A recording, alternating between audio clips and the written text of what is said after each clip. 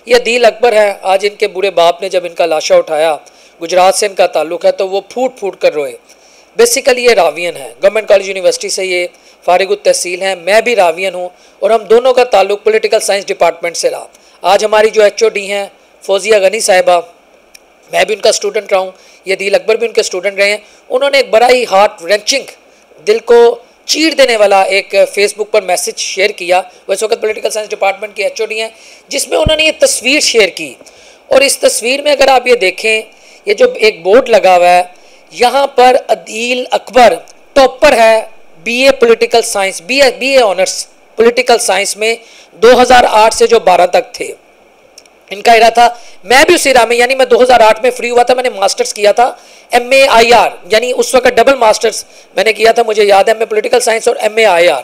तो इन्होंने BA honours जो पॉलिटिकल साइंस में किया, ये 2012 के टॉपर रहे। तो CSS में भी एक शख्स टॉप करता है और BA ऑनर्स में भी टॉप करता है, लेकिन क्या वजह हुई, यकीन करें मुझे तकलीफ है। वैसे तो गवर्नमेंट कॉलेज यूनिवर्सिटी ने बेशुमार CSPs प्रोड्यूस किए हैं।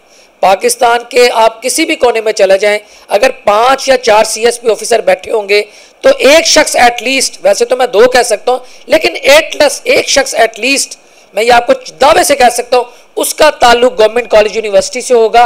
और 98% चांस होगा या तो वो पॉलिटिकल साइंस डिपार्टमेंट का होगा, या इंग्लिश डिपार्टमेंट का होगा, या हिस्ट्री डिपार्टमेंट का होगा। इसके भी 98% चांसेस होंगे, क्योंकि अल्लाह गरीक रहमत करे, जवेद अहमद शेख साहब हमारे बड़े अजीम प्रोफेसर थे गवर्नमेंट कॉलेज यूनिवर्सिटी में, उस्मान मलिक साहब थे, अजहर साहब थे, ये पॉलिटिकल साइंस डिपार्टमेंट के, मैं वो नाम आपके साथ शेयर करूं जिनका कद काट था।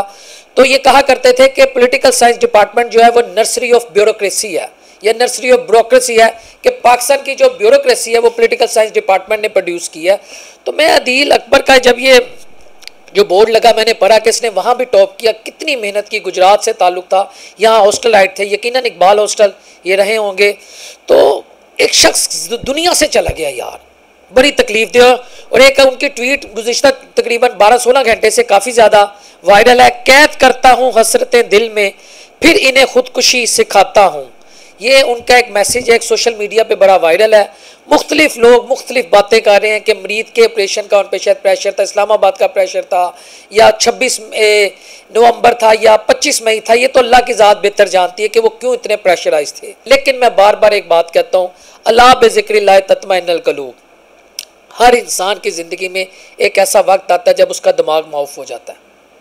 यकीनन हर शख्स की ज़िंदगी में ये वक्त आता है। कुछ लोगों का ज़्यादा ये मसला होता है, कुछ लोगों का कम, चाहे जितना मर्जी वो स्ट्रॉन्ग हो नफ्स उसके,